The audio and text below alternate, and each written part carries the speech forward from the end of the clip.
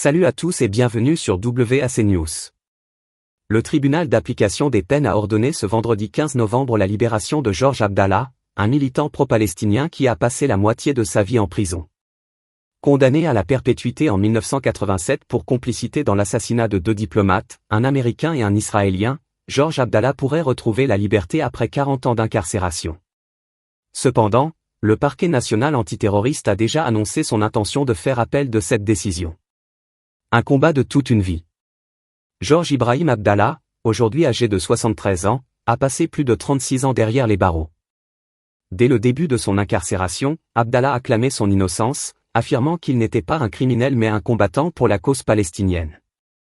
Malgré de nombreuses demandes de libération conditionnelle, une seule avait été acceptée en 2013, à condition qu'il fasse l'objet d'un arrêté d'expulsion qui n'a jamais été pris. Abdallah, détenu à la maison d'arrêt de Lannemezan, dans les Hautes-Pyrénées, à 120 km de Toulouse, a fondé les fractions armées révolutionnaires libanaises, FARL, au début des années 1980. Ce groupuscule marxiste pro-syrien et anti-israélien a revendiqué plusieurs attentats en France en 1981 à 1982. La guerre civile au Liban et le contexte international de l'époque ont forgé le parcours militant d'Abdallah. Une libération conditionnelle. La décision du tribunal d'application des peines stipule que Georges Abdallah pourra bénéficier de la libération conditionnelle à compter du 6 décembre prochain, à condition de quitter le territoire français et de ne plus y revenir. Cette clause de départ du territoire national est une condition sine qua non de sa libération, mais le parquet national antiterroriste, PNA, a fait appel de cette décision, prolongeant ainsi le calvaire juridique d'Abdallah. L'avocat de Georges Abdallah, maître Jean-Louis Chalancet, a salué cette décision comme une victoire juridique et politique. Pour les soutiens d'Abdallah, cette libération est le fruit d'une mobilisation intense et de longue haleine, dépassant les cercles de l'extrême gauche pour toucher un public plus large, y compris des personnalités comme la prix Nobel de littérature Annie Ernaux. Une mobilisation croissante. La mobilisation en faveur de la libération de Georges Abdallah a pris de l'ampleur au fil des années. Les militants pour sa cause ont souligné les aspects politiques de son emprisonnement, accusant l'État français d'injustice. Annie Ernaux, par exemple, a qualifié Georges Abdallah de « victime d'une justice d'État qui fait honte à la France ». Ces déclarations ont nourri un mouvement de soutien de plus en plus large et international.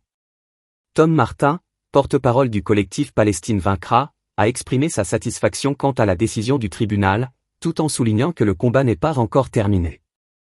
Cette bonne nouvelle doit nous encourager à développer, à élargir, à intensifier la campagne de soutien, qui ne s'arrêtera que quand Georges Ibrahim Abdallah sera libre dans son pays, le Liban, a-t-il déclaré.